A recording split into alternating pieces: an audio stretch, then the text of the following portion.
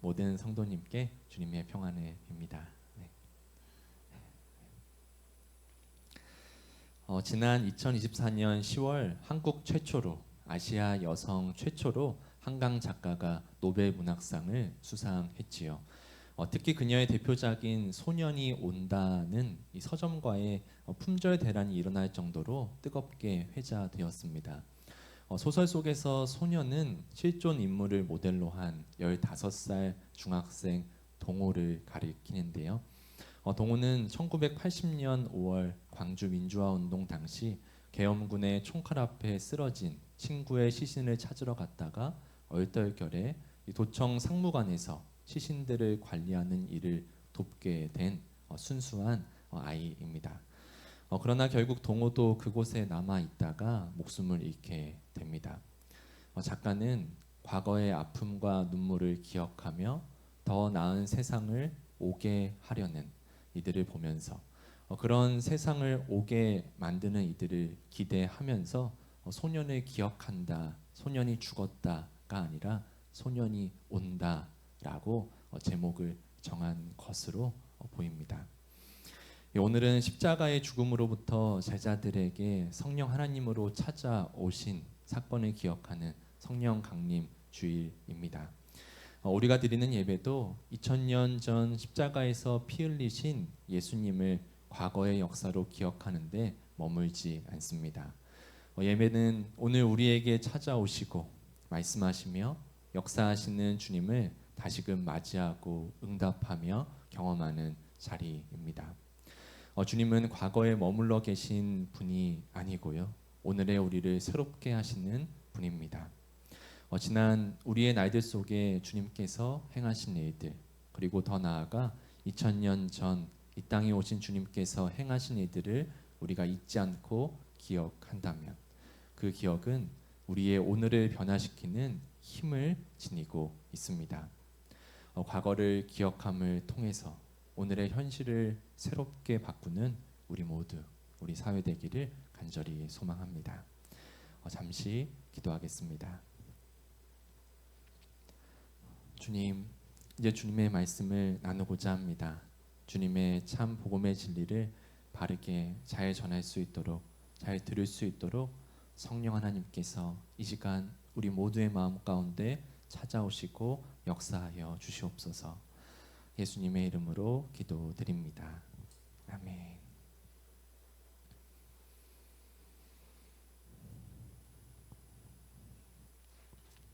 우리는 같은 장면을 보더라도 모두 다르게 그 장면을 해석합니다. 왜냐하면 우리는 눈으로 보지 않고 뇌로 보기 때문입니다.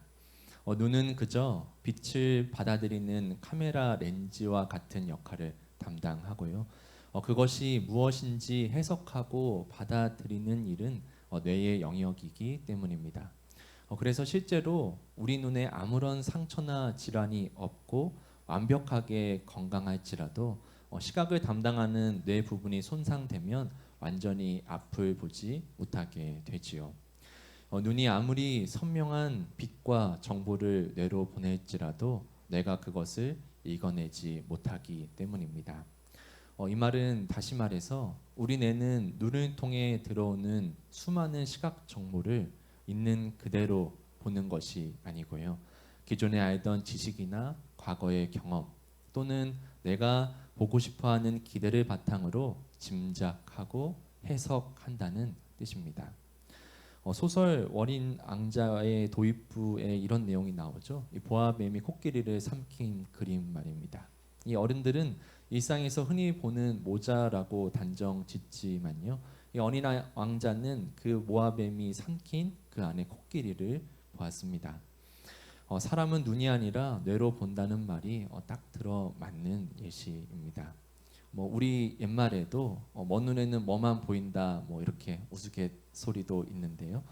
일찍이 우리 조상들은 이런 과학적인 사실을 다 깨닫지는 못하지만 몸소 깨달아서 그런 지혜의 말들을 이어받고 주고받고 했던 것이겠죠. 이처럼 같은 것을 보더라도 그 해석은 우리의 눈이 아니라 우리의 뇌에서, 우리 내면에서 일어납니다. 오늘 본문에도 같은 예수님을 바라보면서 전혀 다르게 해석하고 받아들이는 두 부류가 등장하는데요. 바로 제자들과 바디메오입니다. 과연 우리는 어떤 눈으로 그분을 바라보며 어떤 마음으로 그분을 따르고 있는지 오늘 본문을 통해서 함께 되돌아보고자 합니다. 오늘 본문은 어린아이와 부자 청년의 이야기에 이어서 등장합니다. 예수님은 첫 번째가 아니라 세 번째로 가장 구체적으로 자신의 십자가 고난을 제자들에게 예고하십니다. 예루살렘 입성을 눈앞에 두고 그곳에서 일어난 일들을 제자들에게 다시 한번 말씀하신 것이죠. 예수님께서는 예수님의 고난 때에 제자들이 분명 흔들릴 것을 아시면서도 그럼에도 함께 그 길을 걸어가 주기를 바라셨던 예수님의 마지막 당부 아니었을까 생각해 봅니다. 그런데 그 이야기를 들은 직후 기대와는 다른 전혀 예상치 못한 제자들의 반응이 이어지는데요. 이 세베데이의 아들 야고보와 요한이 조용히 예수님께 찾아옵니다. 12제자 가운데 베드로와 함께 수제자로 가까이 하셨던 셋 중에 둘인데요. 두 형제의 요구는 아주 당돌했습니다. 주의 영광 중에서 한 명은 주의 우편에 한 명은 주의 좌편에 앉게 해달라는 것이었죠. 좌의정 우의정 같은 느낌이죠. 오늘 말로 하면 총리 자리 달라, 장관 자리 달라, 이런 것일 수 있겠습니다. 예수님의 고난 예고를 듣고도 아마도 두 형제의 생각은요, 그런 고난이 닥친 후에 예수님의 혁명이 결국 이루어질 것이라고 생각했던 것 같습니다. 예수님께서 새로운 이스라엘을 세우실 때 요직 하나씩을 보장받으려고 한 것입니다. 이 앞전에 부자 청년이 재물을 내려놓지 못하고 돌아가는 것을 보면서요, 자신들은 이 모든 것을 다 버리고 주님을 따랐으니 높은 자리 하나만큼은 약속해 달라, 보장해 달라라는 것이죠. 이 이야기를 듣고 화를 낸 것은 예수님이 아니라 주변의 다른 제자들이었습니다. 그들이 화를 낸 이유는요, 의분이 아니었죠. 어떻게 두 형제가 조용히 먼저 예수님을 찾아가서 선수를 쳤는지에 대한 질투와 시샘이었습니다.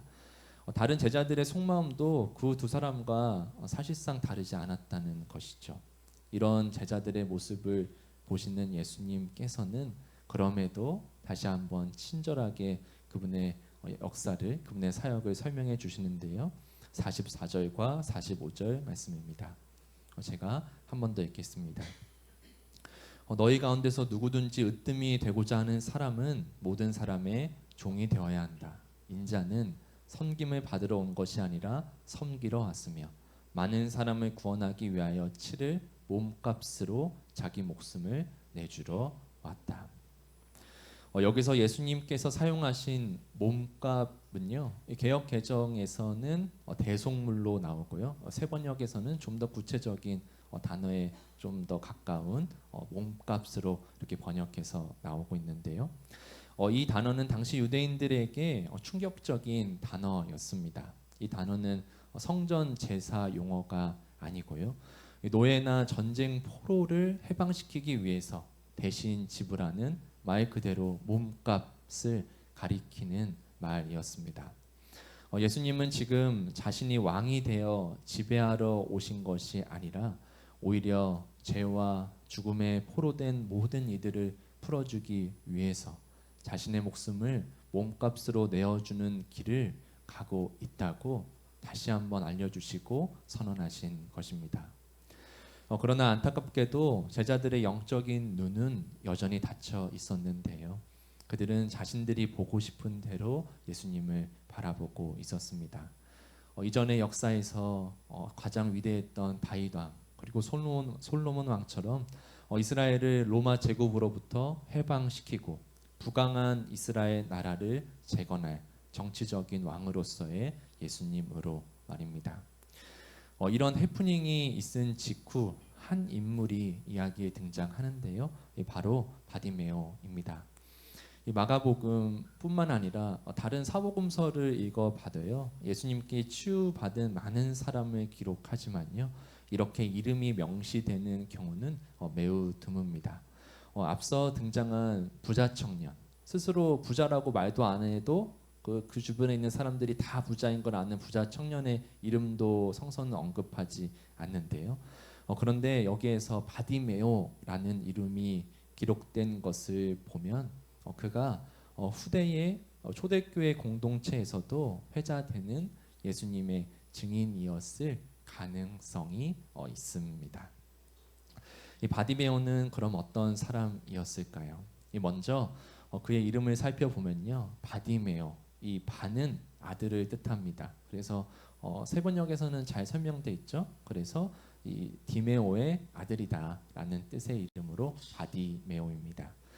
디메오는 존귀한, 가치 있는을 의미하는 단어에서 온 이름인데요. 곧 존귀한 자의 아들 바디메오인 것이죠. 그러나 그의 이름과는 반대로 그는 유대 사회에서 가장 낮고 천한 취급을 받는 사람이었습니다. 그는 시각장애인이었고요, 여리고 길가에서 구걸하며 살아가는 거지였습니다. 저번 주에도 말씀드렸지만 당시 유대 사회에서 이런 장애나 질병이 있는 사람은요, 어떤 죄를 지어서 그 죄에 대한 심판을 받았다, 저주를 받았다라고 생각하는 인과응보적인 그런 신학적인 한계, 그런 통념으로 자리 잡은 그런 통념이 자리 잡은 시대였는데요. 그래서 시각 장애인인 이 바디메오도 종교적으로도 그리고 함께 살아가는 그 유대 사회 속에서도 철저히 배제되고 죄인으로, 부정한 사람으로 낙인 찍힌 사람이었습니다. 여리고는 예루살렘 성전으로 향하는 순례객들이 반드시 거쳐가는 길목의 마을이었습니다. 그래서 구걸하는 거지들이, 사람들이 많이 모이는 장소이기도 했지요. 이 바디메오도 그 길목에 앉아 구걸을 했는데요. 시각 장애인이 홀로 살아갈 수 있는 수단이 당시 유대 사회에서는 구걸 외에는 없었습니다. 물론 지금도 그렇지만요. 시각 장애, 다른 장애보다도 시각 장애는 특별히 다른 사람의 도움 없이는 정말로 혼자서 살아가기 어려운 장애이니까요. 당시에는 얼마나 더 그랬을까요? 구걸로 간신히 생존하던 바디메오에게 예수님이 지나간다는 소식이 들립니다. 그는 눈을 볼 수 없었지만 평소보다 훨씬 웅성거리는 소리를 온몸으로 감지하며 예수님께서 그 근처를 지나가고 계심을 직감적으로 알았을 것입니다. 그래서 그는 크게 외칩니다. 다윗의 자손 예수님, 나를 불쌍히 여겨 주십시오. 이 다윗의 자손이라는 호칭을 들으면요, 이 다윗 왕과 같이 이 바디메오도 어떤 정치적인 또는 군사적인 의미로서의 왕을 염원하는 마음으로 예수님께 외친 것은 아닌가 생각이 들지만요, 이 호칭은 단순히 그런 의미만을 가진 호칭이 아니었습니다. 물론 이 군사적인, 정치적인 왕도 포함한 의미였지만요, 동시에 이 다윗의 자손 예수여, 다윗의 자손이라고 부르는 이 호칭은 고통받는 자를 치유하고 회복시키는, 긍휼히 여기시는 구원자의 뜻도 포함되어 있습니다. 이 분명한 것은요, 이 바디메오가 이 호칭으로 예수님을 부르면서 이어진 간구인데요, 예수님께 구한 것은 나를 불쌍히 여겨 달라는 긍휼이었습니다. 즉 바디메오는 정치적인 왕으로 오신, 그리고 그렇게 오실 예수님께 어떠한 청원을 한 것이 아니고요, 긍휼하심으로 말미암아 고통받는 자들, 아픔으로 그렇게 낮은 자리에 있는 자들을 치유하시고 회복시키시는 메시아를 향해서, 구원하시는 주님을 향해서 그분의 긍휼하심을 구했다는 것입니다. 제자들은 정치적인 왕으로서 예수님을 바라보며 영광의 자리를 바라지만요, 이 바디메오는 긍휼을 베푸시는 구원자로서 예수님을 정확하게 바라보았던 것이죠. 그는 한두 푼의 돈을 요구하지 않았습니다. 그분의 긍휼하심을 간구했습니다. 그러나 주변의 무리들은 그를 꾸짖었습니다. 조용히 하라고. 어떻게 너 같은 부정한 사람이 예수님께 그렇게 크게 소리치면서 나서냐고 말이죠. 역시나 우리 같은 패턴이 반복되는데요. 역시나 예수님께 나아오는 사람들을 가로막는 건 예수님이 아니라 예수님을 따른다고 말하는 제자들, 그 주변의 유대인 무리들이었습니다. 이 어린 아이들을 쫓아내던 제자들처럼 말입니다. 제자들이 아니라 무리가 먼저 그를 막아선 것은 아마도 이 바디메오가 시각 장애인이니까요. 혼자서 일어나서 예수님께 달려갈 수 없었으니 그 자리에서 외쳤던 것이니 제자들이 제지한 게 아니라 제자들보다 좀 더 멀리 있던 무리 유대인들이 그를 꾸짖고 가만히 있으라고 조용히 하라고 만류했던 것이겠죠. 그러나 그런 주변 사람들의 만류에도 불구하고 바디메오는 멈추지 않습니다. 오히려 더 크게 외칩니다. 다윗의 자손 예수님, 나를 불쌍히 여겨 주십시오. 그 간절한 외침이 예수님께 닿았습니다. 인류 구원이라는 그런 큰 사명을 짊어진 채 예루살렘으로 향하시던 예수님께서 그분의 발걸음을 멈추십니다. 큰 대의를 이루기 위해서 나아가시면서도 한 사람의 고통 앞에서 한 사람의 긍휼을 구하는 그런 간절한 간구 앞에 그분이 멈추신 것입니다. 그리고 예수님께서 그를 불러오라고 말씀하시죠. 그제서야 이 바디메오를 꾸짖고 그를 묵살시키려고 했던 무리들도 그 행동을 멈추고 다시 이렇게 바디메오에게 말하죠. 안심하고 일어나라. 예수님께서 너를 부르신다. 예수님께서 직접 지목하시고 언급하시니 어쩔 수 없이 순응하는 것처럼 보이기는 하는데요. 그럼에도 예수님의 말씀을 그들은 따랐습니다. 그 말을 들은 바디메오는 즉시 그 부르심에 응답합니다. 그런데 그 모습 속에서 마가복음은 아주 세밀한 장면 하나를 포착하는데요. 이 바디메오가 겉옷을 벗어 던지고 예수님께 나아갔다고 기록합니다. 겉옷 하나 벗는 게 뭐가 그리 대단한 일인가 싶은데요. 당시 거지에게 겉옷은 낮에는 걸치고 밤에는 덮는 유일한 생존품이었습니다. 근동 지역은 특별히 일교차가 크니까요. 낮에 입지 않더라도 밤에는 꼭 덮을 것이 필요했거든요. 그리고 겉옷은 구걸할 때 물건을 받는 그릇이기도 했습니다. 그런 중요한 겉옷을 벗어 던진 것입니다. 당연히 앞을 못 보니까 다시 돌아와서 자기 겉옷을 찾기도 어려웠을 거 아니에요? 유일한 생존 수단이자 전 재산이었던 겉옷을 벗어 던지고 예수님께 기쁨으로 나아간 것입니다. 이 내용을 조금 더 깊이 해석한다면, 의미를 부여한다면 그동안 구걸하며 살아온 자신의 삶, 그 삶이 부여한 자신의 정체성을 벗어 던졌다고도 말할 수 있겠지요. 이 모습을 지켜보던 주변 유대인들도 그의 반응에 분명 놀랐을 것입니다. 비록 앞이 보이지는 않지만 예수님을 향해 기쁨으로 달려가는 바디메오의 모습을 상상해 봅니다. 사람들이 조금은 안내를 해주며 예수님께 향해 갈 수 있도록 도움을 주었겠죠. 그렇게 예수님 앞에 찾아온 바디메오에게 예수님께서 묻습니다. 내게 무엇을 하여 주기를 원하느냐? 이 질문은요, 36절에서 야고보와 요한에게 하셨던 것과 토시 하나 다르지 않은 동일한 질문입니다. 우리가 성경을 부분적으로 읽는다면 왜 시각장애인 바디메오가 왔는데 굳이 다시 이런 질문을 하는가라고도 볼 수 있지만 성경 전체를 쭉 읽다 보면 제자들에게 하신 질문을 바디메오에게도 동일하게 하고 계시는구나를 알 수 있죠. 아마도 그 장면을 지켜보고 있던 제자들도 똑같은 질문을 하시는 예수님을 보면서 바디메오는 뭐라고 답하나 하고 이렇게 주목하고 있었을 것으로 상상해 봅니다. 영광의 자리를 달라고 했던 야고보와 요한과는 다르게 바디메오는 이렇게 말합니다. 선생님이여, 저는 보기를 원합니다.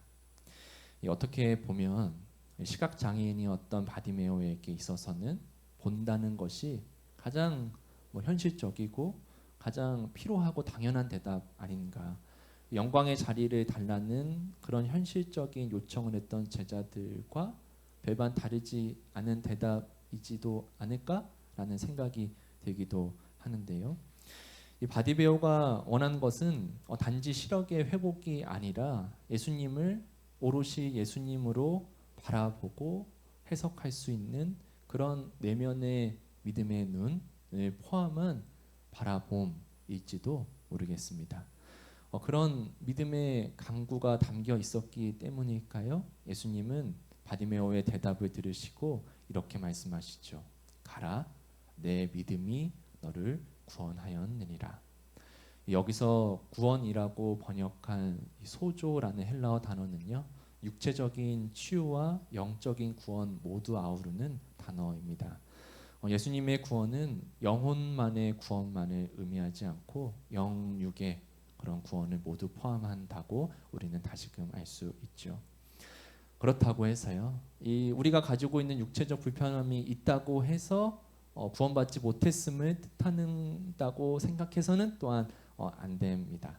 주님께서 그분의 치유를 그곳에서 베푸신 이유는 이 하나님 나라에서의 회복, 그런 궁극적인 회복을 이 땅에서 미리 맛보게 하심을 통하여서 하나님을 바라볼 수 있도록 하게 하신 예수님의 특별한 은혜인 것이죠. 우리가 그 큰 내용을 이해해야만이 오해하지 않을 수 있고요. 또 한 가지 기억해야 할 사실은 바울 사도도 그렇게 믿음이 좋고 여러 서신을 기록한 쓴 바울 사도도 육체의 가시, 육체의 불편함이 있었다는 사실입니다. 예수님의 말씀하심으로 바디메오는 곧 바로 즉시 보게 되었습니다. 그리고 본문은 이 이야기를 이렇게 마무리 짓습니다. 그리고 그는 예수가 가시는 길을 따라 나섰다. 여기서 길은요, 단지 여리고에서 예루살렘으로 이어진 도로, 그런 땅을 의미하지 않고요, 예수님께서 십자가를 향해 걸어가신 길, 그 섬김과 고난의 길을 의미합니다. 예수님께 긍휼을 구하던 바디메오는 그분이 베푸시는 긍휼을 입었을 뿐만 아니라 그분이 긍휼을 베푸시는 그 십자가의 길을 따라 그분을 온전히 바라보며 함께 걸어갔다는 의미이죠. 예수님과 함께 먹고 자며 따라다니던 제자들이 있었지만요, 그들은 그 길의 의미를 제대로 온전히 보지 못하고 있었습니다. 반면에 길가에서 구걸하며 간신히 살아가던 시각장애인 바디메오가 눈을 뜨는 순간 그는 예수님을 예수님으로 바라보며 그분이 걷는 길에 따라 나서죠. 그 길에 동참합니다. 마가복음은 이 이야기를 통해서 우리에게 묻고 있습니다. 우리는 예수님을 예수님으로 보고 있는지, 예수님을 따라다니고는 있지만 예수님께서 가신 길을 함께 걷고 있는지를 말입니다. 오늘 주님께서는 야고보와 요한에게 그리고 바디메오에게 하셨던 그 동일한 질문을 우리에게도 하시는데요. 내가 너에게 무엇을 하여 주기를 바라느냐? 하나님을 믿는다고 말하면서요, 이 하나님의 시각으로 나를 또 나의 삶을, 내 삶 속에 일어나는 여러 사건을 바라보는 것이 아니라 나의 조그만한 경험 또는 지식 또는 내가 바라보지 않는 그런 기대와 욕망으로 해석하며 바라본 제 자신의 모습을 발견합니다. 보기를 원한다는 그런 간절한 간구가 꼭 시각장애인인 바디메오만의 간구, 주님께 청하는 간구가 아닐지도 모르겠습니다. 우리의 기도도 되돌아보는데요, 주님을 온전히 바라보며 주님께서 걸어가신 십자가의 길을 우리도 바라보고 함께 걸어달라는 기도를 하고 있는지, 아니면 이 야고보와 요한처럼 남들보다 더욱 빛나는 자리, 더욱 영광받는 자리를 달라는 그 제자들의 바람과 기도가 나의 기도와 더욱 가까운 것은 아닌지 말입니다. 특별히 제가 이렇게 전도사로 목사로 사역을 하면서요, 이런 아주 은밀한 유혹이라고 할까요? 하나님과 제 스스로 나밖에 모르는 그런 아주 은밀한 유혹이라고 말할 수 있겠는데요.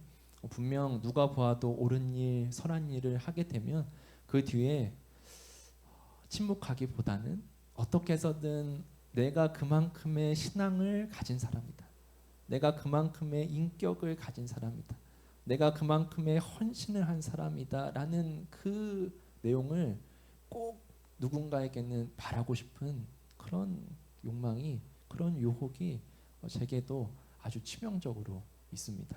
그래서 되돌아보면 정말 하나님과 나 사이만 알고 있는 그런 헌신이 과연 있었나? 정말 정직하게 생각해 보게 됩니다.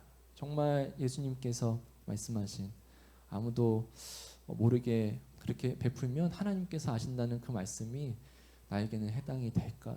오히려 내가 한 작은 헌신을 너무나 크게 드러내서 박수받은 일 때문에 하나님 나라에서는 더 이상 칭찬받을 일이 없는 것은 아닌가?